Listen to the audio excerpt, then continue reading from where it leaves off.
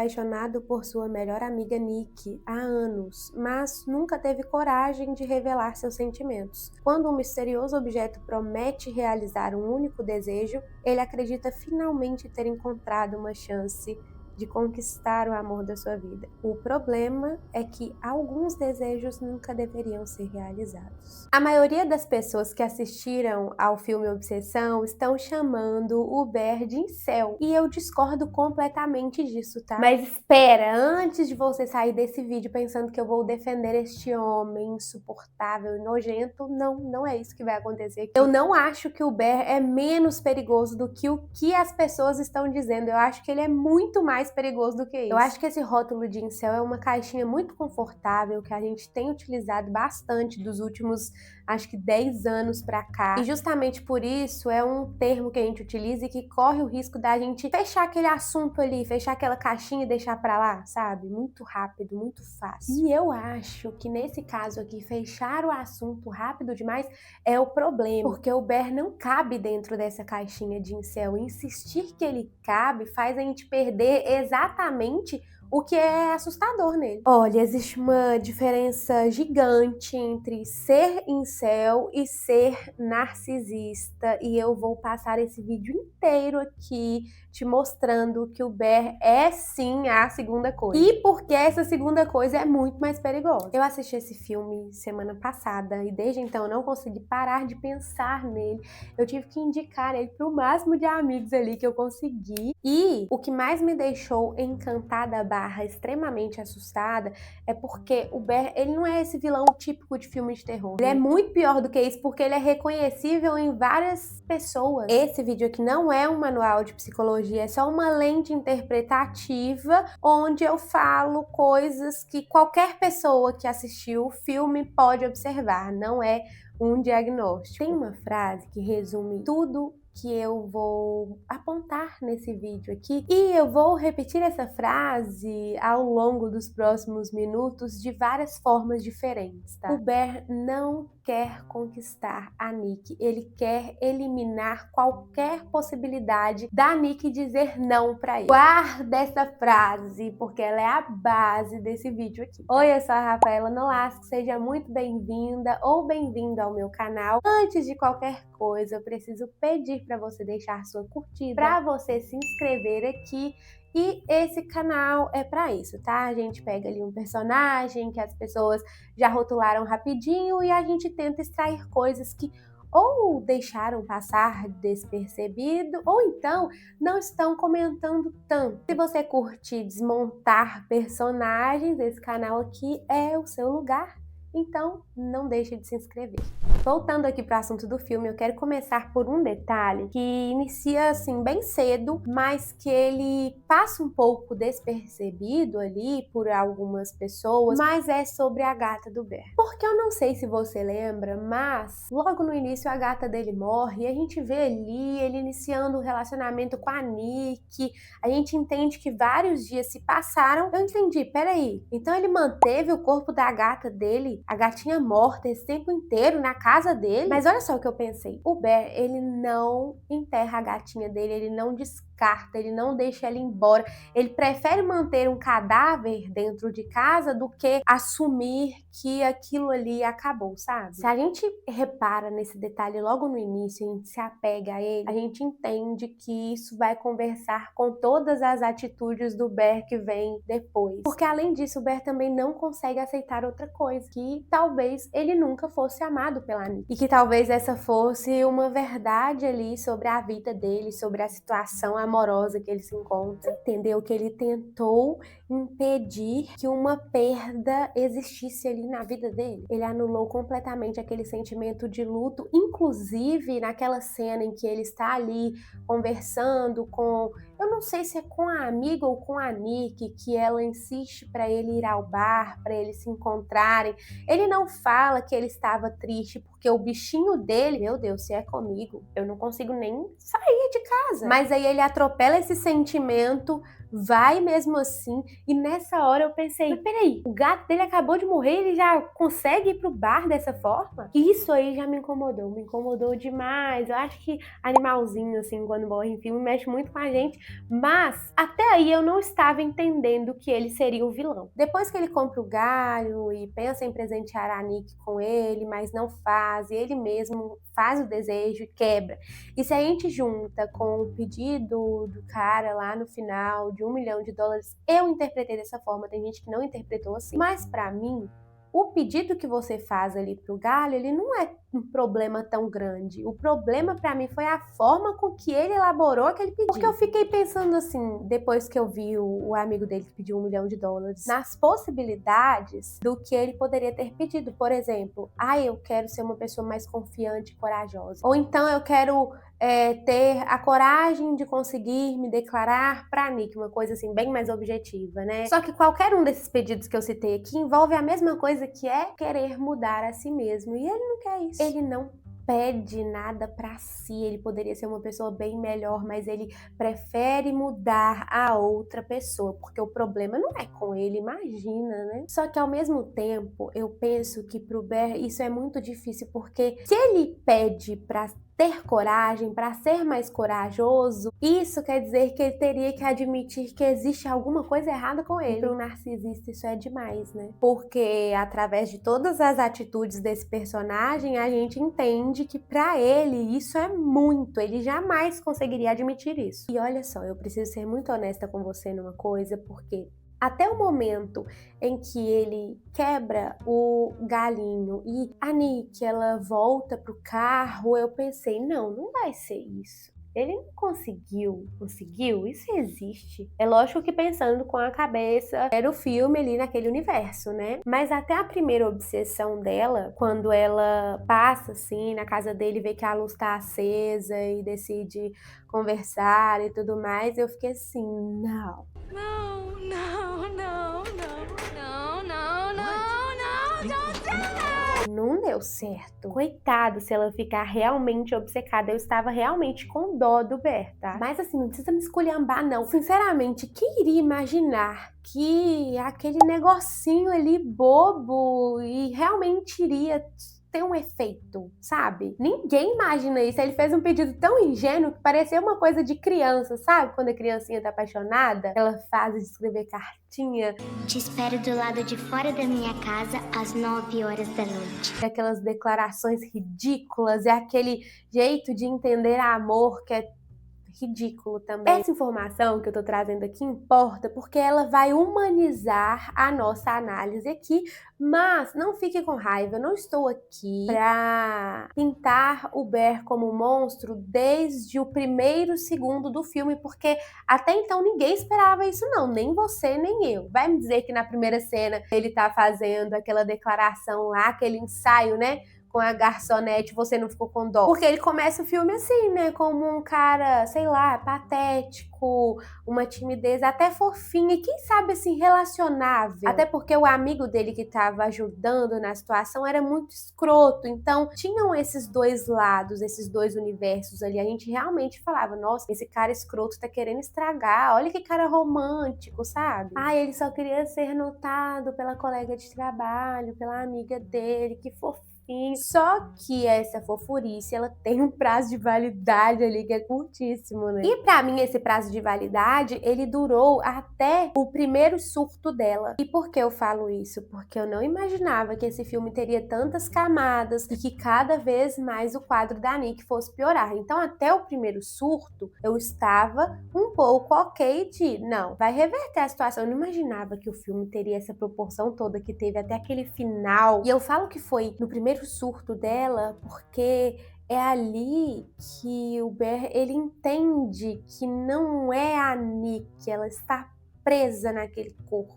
Ele sabe que tem uma coisa muito errada acontecendo, mas que é uma coisa, tipo assim, muito profunda, que vai ser até difícil ele explicar aquilo ali pra alguém. E mesmo assim, aquele idiota, aquele jacu continua, ele não procura ajuda. Olha, ele não conta pros amigos, ele não procura saber sobre um familiar ali da Nick, mesmo sabendo que ela tem pai, conversando ou não, com o pai doente ou não, ele sabe que ela tem alguém. Não chama uma autoridade, sei lá, interna ela numa clínica psiquiátrica, ele não procura levar ela num hospital, num médico, tipo assim, ele cagou pro que aconteceu com ela. Em momento algum ele tenta desfazer, só quando a coisa fica ruim pro lado dele, né? Ele escolhe manter a Nick presa ali naquela realidade, e é a partir desse primeiro surto dela que esse personagem, assim, eu perdi toda a empatia que eu sentia por ele, porque não tem como falar mais que cada atitudezinha que ele tá tendo ali é ingenuidade, porque não é maldade.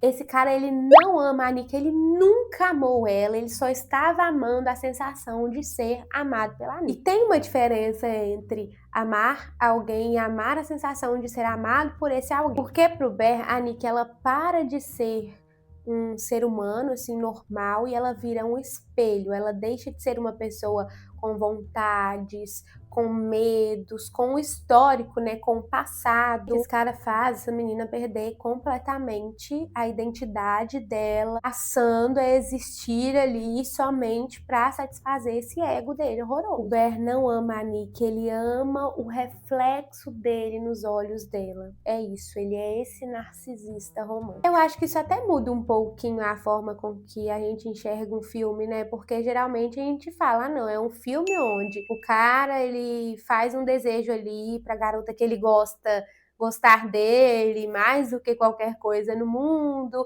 e ele é obcecado por ela. Não acho mais isso. Eu acho que a história desse filme é sobre um cara que é obcecado pela própria imagem, mas que utiliza uma garota pra ele ver o reflexo dele ali através dos olhos dessa garota. É só o espelho que ele gosta de ficar olhando mesmo. Você entende que isso é muito problemático, porque você está numa relação onde a outra pessoa só te valoriza se você devolve para ela a forma com que ela deseja ser vista. Ela não deseja te conhecer bem, conhecer seus gostos, saber sei lá, o que você gosta de comer, pra onde você gosta de sair, o que você gosta de ouvir. Tem uma frase que o Bear usa no filme que resume esse relacionamento que eu acabei de citar, que é quando ele pergunta pra Nick, o que tem tão de errado em ficar comigo? Isso aí é uma pegadinha, porque naquele momento quase que dá pra sentir um pouquinho de dó dele ali, né? Um pouquinho de pena, porque ele pergunta tão amuadinho, tão assim, ai, nossa, como eu sou coitadinho. Quase que dá pra sentir pena desse cara, viu? Aí nessa cena específica. Olha a frase. O que tem de tão ruim em ficar comigo? Ai, que frase problemática, porque assim, em momento algum, o Bear pergunta pra ela, ai, mas você não gosta de mim? Ou então ele pergunta, você realmente quer ficar comigo? Ele pergunta o que existe de errado com ele, como se não, eu não quero ficar com você, eu não gosto de você, precisasse vir acompanhado de um tipo de justificativa. Isso é problemático, sabe por quê? Uma pessoa chega em você e fala assim, quer me beijar? Aí você fala, não quero. Você tem que justificar por que você não quer beijar a pessoa? A rejeição é alguma coisa que precisa ser explicada ou justificada?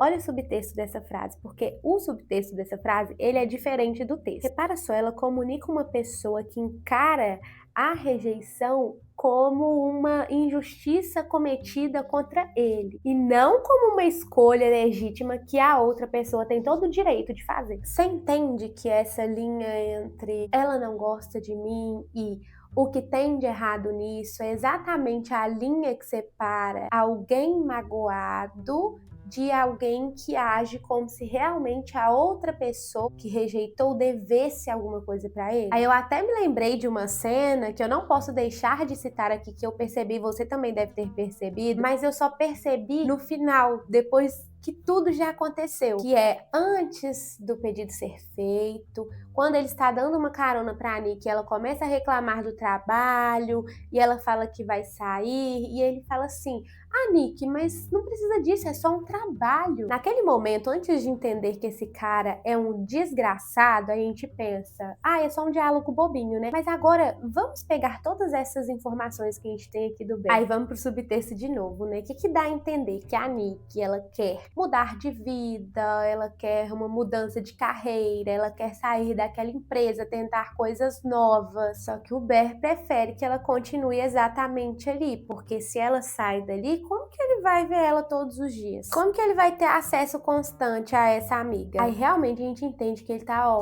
cagando pra felicidade dele, ele realmente quer ter acesso constante à pessoa da Nick. Nunca é sobre o que é melhor pra Nick, e sim, ai, como que eu posso me manter próximo dela. Aí vamos avançar, né? Eu voltei, agora eu vou avançar de novo.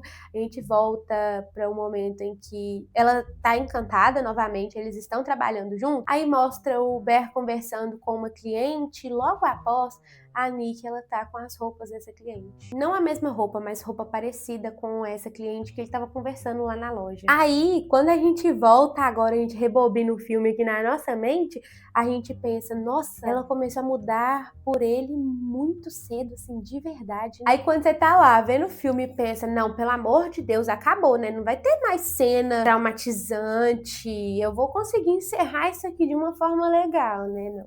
Não acaba. Aquela parte em que eles estão na casa daquele amigo, que eu esqueci o nome agora, mas a Nick, ela começa a recitar um poema de João e Maria, que é um poema meio incestuoso que ela escreveu. Eu fiquei muito perturbada nessa cena. Além do poema ser problemático, todo mundo conhece a história de João e Maria, né? Eles são irmãos. E aí eu comecei a perceber um problema. E esse eu percebi na hora que eu tava assistindo mesmo, porque, peraí, eu entendi ali que ela via ele como um irmão. E se essa leitura aqui que eu tô fazendo tiver certa, você também interpretou dessa forma quando você tava vendo? Aquele galho, ele não intensificou um sentimento, ele não intensificou algo que poderia ser possível, não. Esse galho criou um amor do zero, não existia nada antes daquilo ali. Eu pensei que se ele tivesse se declarado pra ela de forma natural, sem galho, sem nada, vamos supor que ele jogou aquela merda fora, ele com certeza seria rejeitado por ela, principalmente porque ela ficava com um amigo dele. Eu quero pegar esse embalo aqui pra falar sobre a parte mais delicada do vídeo, então vai ser um pouco sensível, já deixo esse alerta aqui, tá? Vamos falar sobre a primeira relação sexual dos dois? A Nick, naquele momento ali, acredita que ama o Ber, mas nós,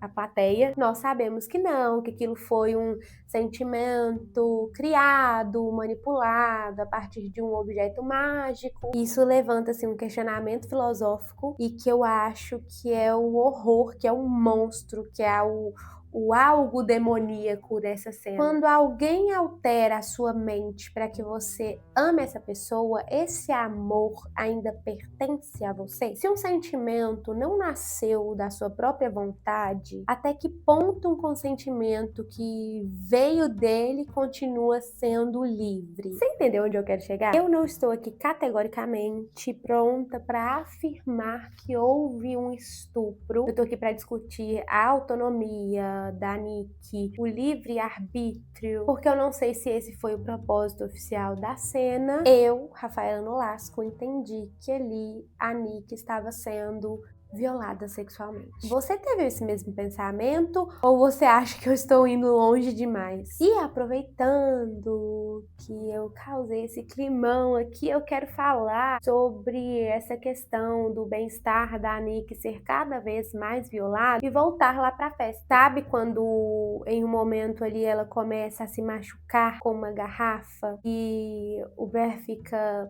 perplexo olhando para aquilo e assustado, sem mover um dedo pra impedir que ela fizesse aquilo, porque assim, as outras pessoas tudo bem, tá todo mundo assustado, ela já estava esquisita ali com as pessoas, mas poxa, ele tava dividindo a casa com ela. Por mais perturbador que fosse aquela obsessão, ele passou noites com ela e ele entendeu que ela amava ele sabe que ela não iria machucar. Mesmo vendo ela se automutilar, ele não quis fazer nada, ele só ficou assustadinho, coitadinho, né? Ele tá perturbado. E até mesmo para aproveitar esse gancho de bem-estar e ter voltado ali na festa, eu quero falar sobre esses amigos da Nick, tá? Eu não quero falar que eles são péssimos amigos, horríveis, os piores do universo, porque isso simplificaria essa questão que eu quero levantar aqui. Só que aquele comportamento que eles tiveram também está sendo criticado por outras pessoas, só que eu entendo, aquilo ali representa muito quem nós somos. Eu acho que é por isso que dói, que revolta, porque os amigos da Nick somos nós aqui, a gente tem que admitir isso. Todo mundo percebe que tem algo de errado com certas pessoas, com certas situações, todo mundo comenta pelas costas, todo mundo fofoca, todo mundo fala mal, mas ninguém intervém de verdade, sabe? Não tem uma pessoa que chama ajuda ou que entra em contato com a família da Nick ou que fala que vai chamar a polícia. As pessoas ficam, poxa, velho, você tem que falar, tem algo de errado acontecendo, a gente tá achando esquisito. Será que você não está abusando dela? E ali, logo no final, quando a Nick mata a amiga dela e assume a imagem daquela pessoa, que ela fuma um cigarro, ela faz as tatuagens da amiga, ela coloca um piercing, ela veste a roupa da amiga. Foi uma coisa muito triste pra mim, porque ela entende que se ela finalmente se parecer com alguém que o Ber admira, ele vai notar, ele vai amá-la. Ou então dá a entender também que ela já não sabe mais separar o que é dela e o que é dele. São coisas que acontecem assim na realidade, né? Então por isso que eu acho que esse filme é tão assustador, porque assim, não é um monstro inventado ou inspirado em um serial killer, sabe aquela coisa que sempre tem em todos os filmes. Na verdade, foi inspirado em um monstro, né? O ser humano. E assim, aproveitando para fechar aqui, eu quero voltar no ponto em que abriu esse vídeo. Eu vi muita gente chamando o Ber de incel, principalmente porque esse termo tá muito associado a comunidades que são marcadas por ressentimento contra mulheres, a misoginia, machismo, aquela coisa de achar que a mulher é sempre inferior e que tem que servir a alguém. Para mim, o que ele representa é de uma forma mais universal, não é algo que está preso a um ambiente virtual, tá? Eu acho que o Ber, ele representa uma forma de narcisismo romântico. Ele não ama a Nick, ele ama a forma com que ele é validado por ela. E eu acho que essa forma, essa separação que a gente faz, ela é muito válida, porque a gente consegue diferenciar uma pessoa que está magoada romanticamente para uma pessoa que é perigosa para qualquer um. Sabe como que um narcisista funciona? Ele enxerga a outra pessoa como uma extensão do próprio ego dele. Ele nunca vai perguntar quem você quer ser. O narcisista, ele sempre vai perguntar quem você precisa ser para continuar alimentando o sentimento que eu sinto. E aqui eu quero até deixar um alerta para você que está assistindo, porque essa lógica do narcisista, ela não se limita somente a relacionamento amoroso, não. Isso pode estar presente em qualquer tipo de relacionamento. Pode acontecer com o chefe, com o pai, com mãe, com o irmão, com namorado, marido, esposa. Isso aqui acontece em qualquer relação onde uma pessoa vira o espelho da outra, tá? Sabe aquela situação que a Nick tava passando ali de ser vista como uma maluca, como uma doida naquela festa? O narcisista, ele cria esse ambiente. A pessoa, ela vai perdendo cada vez mais a identidade, ela vai ficando mal, ela vai esquecendo quem ela é, e o narcisista coloca a pessoa doida até o ponto que ela explode e todo mundo que só assistiu fica assim, meu Deus, por que aquela pessoa surtou? Olha a forma com que ela xingou ele na frente dos outros. Só que ninguém viu que essa pessoa estava sendo enlouquecida aos poucos, né? O verdadeiro horror desse filme é entender que existe ali uma pessoa que prefere controlar o amor de alguém, o sentimento da outra pessoa, do que simplesmente assumir que poderia ser rejeitado, sabe? Correr aquele risco de não ser escolhido, de não ser notado. Pra mim, o amor, ele só existe quando existe liberdade, quando a outra pessoa, ela pode ser quem ela é. É lógico, sem prejudicar ninguém. E assim, no instante que a outra pessoa precisa tirar a possibilidade da outra dizer não, pra mim aí já acabou, não existe amor aí. Eu preciso ter a escolha de não querer, de não fazer, de não ir, de não mudar, senão não é amor. O amor acabou. Ai, que vídeo pesado. E aí? Você acha que o Ber é incel ou você acha que sim, nós temos que dar nome aos bois? E outra coisa, tem algum detalhe que você percebeu nesse filme que eu não citei aqui? Já aproveita, deixa essa curtida aqui, não esquece de se inscrever, tá? Porque tem mais análises como essa vindo por aí. Um beijo e até o próximo vídeo.